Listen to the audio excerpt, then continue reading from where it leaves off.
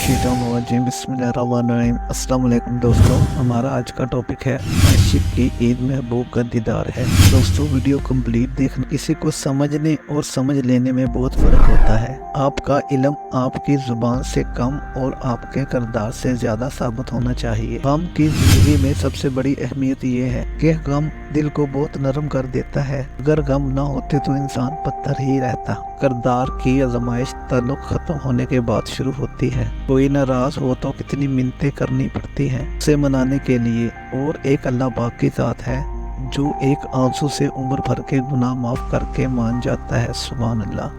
जिंदगी की तलख हकीकतों से पीछा छुड़वाना इतना ही दुश्वार है जितना मौत से बचना। इख्तलाफात के बावजूद किसी से एहतराम से पेश आना कमजोरी नहीं, बेहतरीन तरबियत और ख़ानदानी होने की दलील है। दोस्तों, आशिक की ईद महबूब का दीदार है। हज़रत मौलाना जलालुद्दीन रूमी फरमाते हैं, आशिक की ईद महबूब का दीदार है और ये दीदार उसे दुनिया में 2 मरतबा नसीब होता है। पहली बार जब उसकी माँ मरती है और दूसरी बार जब वो खुद मरता है। दोस्तों, वीडियो को अपने दोस्तों के साथ शेयर कर देना और चैनल को सब्सक्राइब और वीडियो को लाइक भी कर देना। अस्सलाम वालेकुम।